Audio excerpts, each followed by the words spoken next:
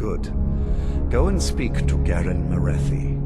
Tell him it is time. He will understand.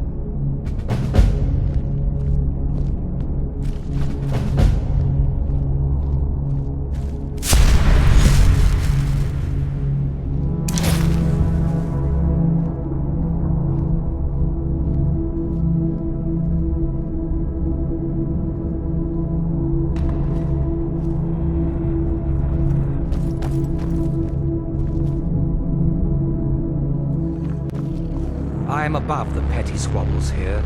I have lived for far too long to be bothered with them. I saw more than enough political maneuvering in my time in House Dress.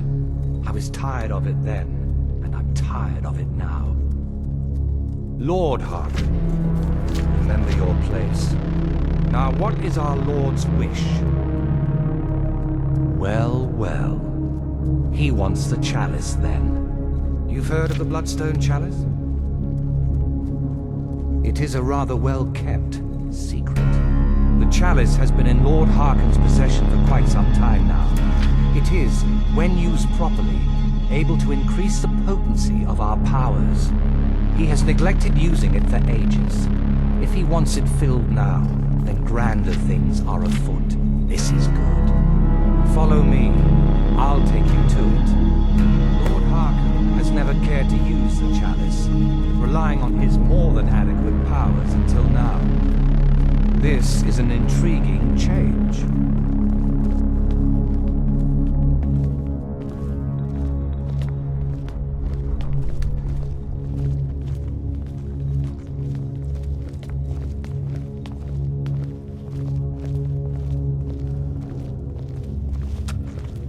Excuse us. I need to fetch the Bloodstone Chalice. The chalice? Why? What are you up to, Garan? Lord Harkon's orders, Orthiolf.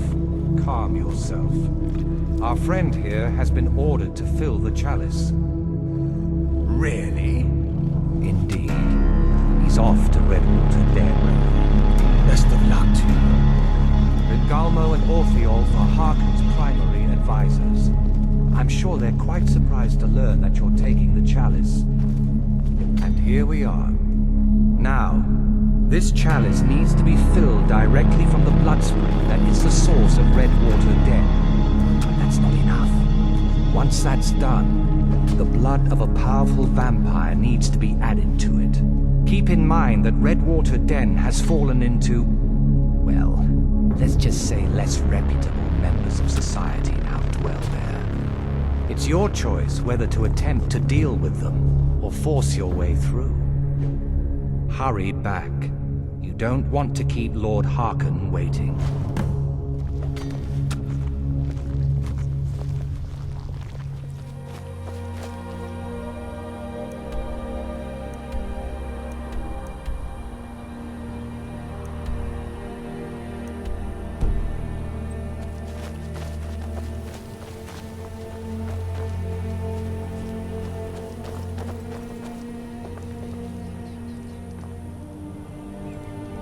Hey there, friend. If you're looking for a fix, you're at the right place. Just head on down the trap door.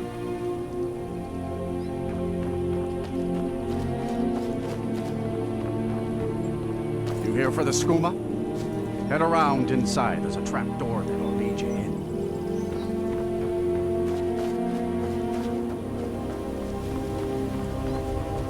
If you're buying, go on in. Otherwise, shove off.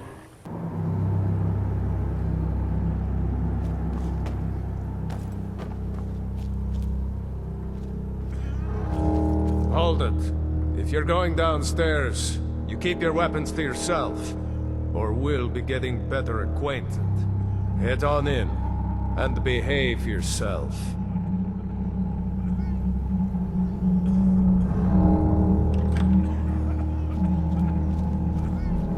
Your skin's as pale as the snow. Scared of sunlight or something?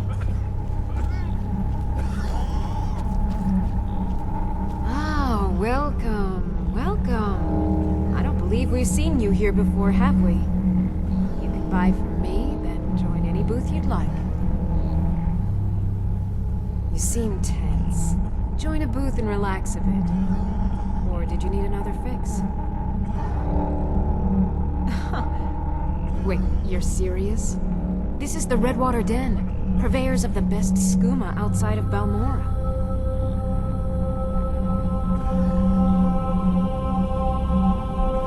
Since it's your first time, sure, find a booth and enjoy.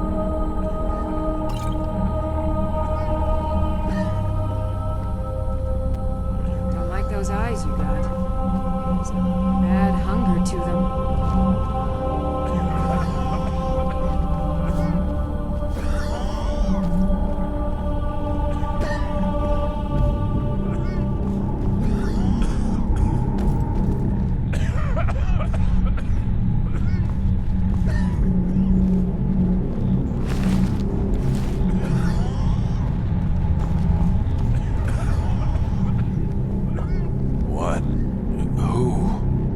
You're that one from Helgen.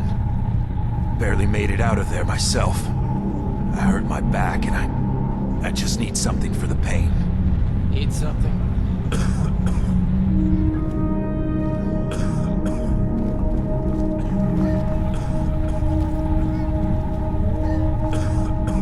Yes?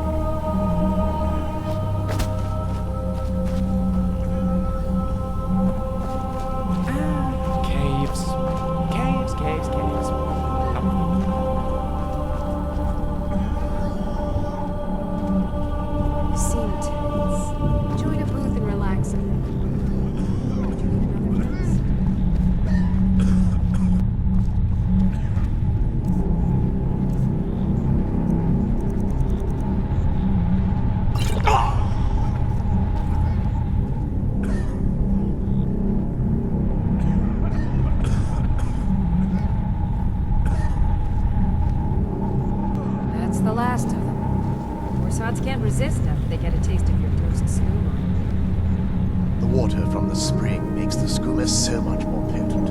We'll have all the thralls we'll ever need. Good thing the boss heard that old farmer running his mouth off in the tavern about finding this place.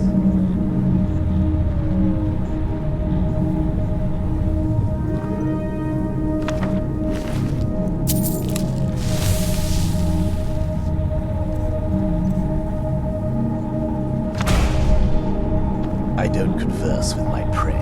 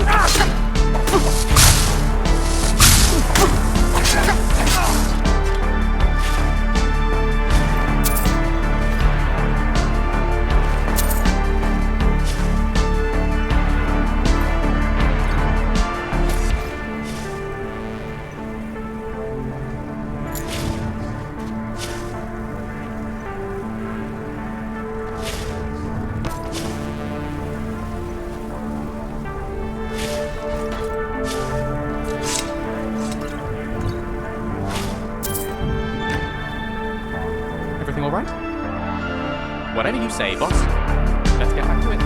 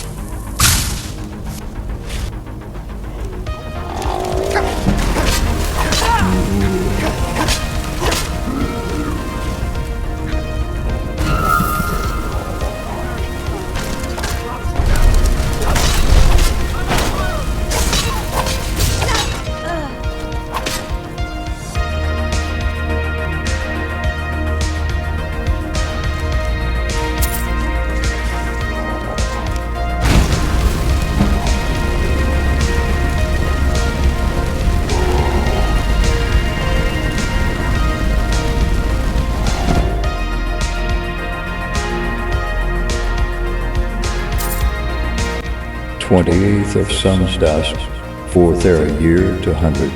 I found an interesting book of short stories on the pawn shop's shelves today. I don't think the owner will mind if I take it. I really should spend more time around the docks. These Altmer are too thin-blooded for my taste. Anyway, one of the tales in the book is an account of the Bloodspring of Linder's Feast, a fabled source power for vampires. It is a story I've read several renditions of before, but this version suggests that it may be located in Skyrim, and a ruin buried by quaking of the earth during the Second Era. Considering that my business here with Inquisitor Amelmare is, shall we say, at an end, it might be a good time to leave Somerset for a worthwhile diversion for the next 20 to 30 years. Perhaps I shall investigate this fabled Bloodspring. 2nd of Morningstar, 4th Era Year to 101. I was able to obtain passage from Alinar to Solitude by way of ship. No mean feat with this Nord insurrection going on, I assure you. I ran across one of my own in the local tavern and feared at first that it might cause problems for me. But it turns out that she's well positioned here in the city and has been happy to help if I keep a civil manner. We spoke much on my research into the Bloodspring, and while she made sure to point out she thinks it a soft-headed pursuit, she did say that what she's heard would point to the rift. 5th of 1st Seed, 4th Era Year to 101. After months of searching, I finally may have found a lead. While looking for a bit of dinner in the Vilamer Inn, I overheard an old hermit by the name of Yokel talking about strange red water he found bubbling out of the ground. Once I dispose of this soldier, I'll follow to see if I can find the location. 13th of 1st Seed, 4th Era Year to 101. I can't believe I didn't realize sooner.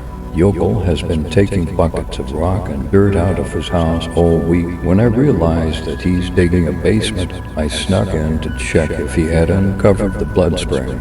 He's hit a cave system that must be where the Bloodspring has sunken into over the years. It was hard to see in the dim light, even with my eyes, but I would swear the water I saw pooled on the ground was red.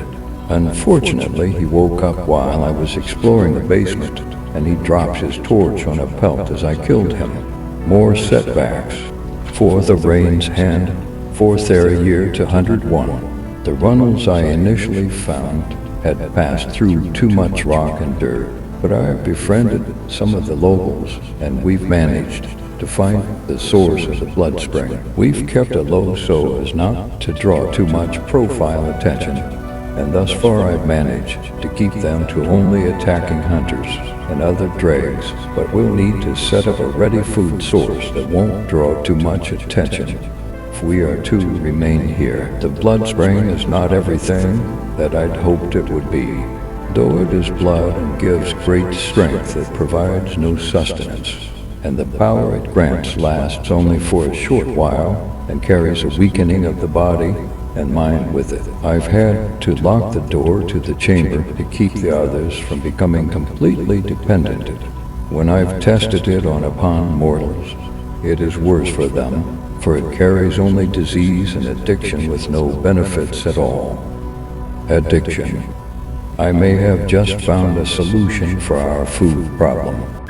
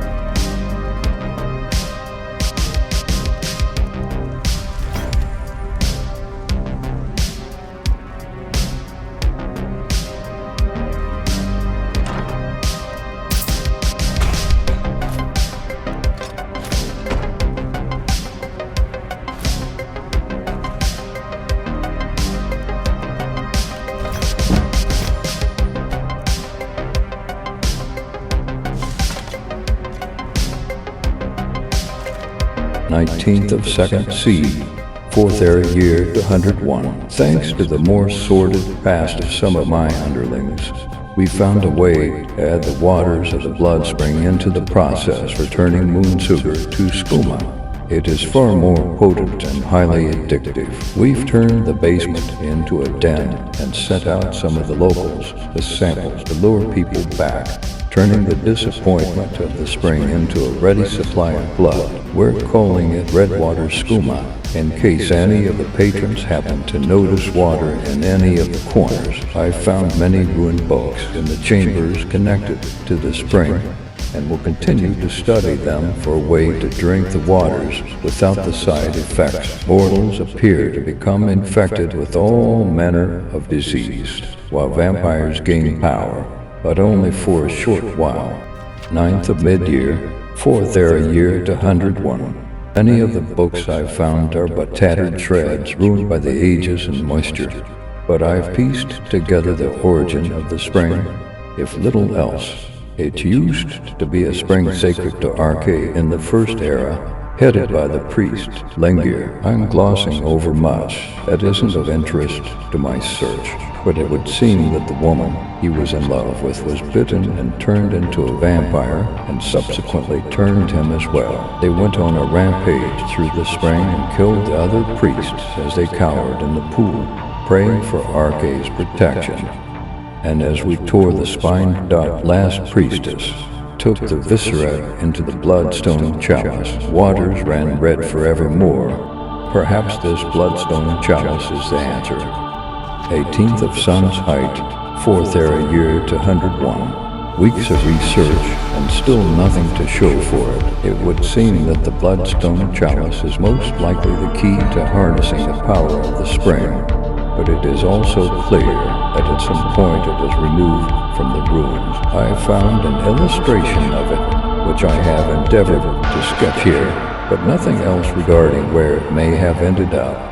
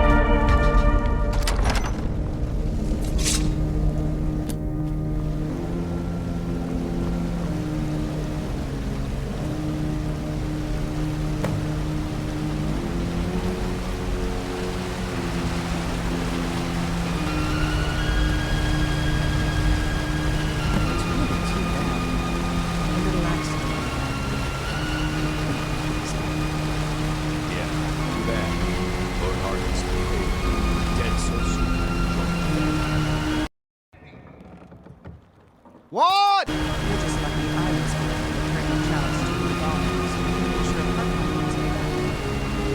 Careful! You take it back to you.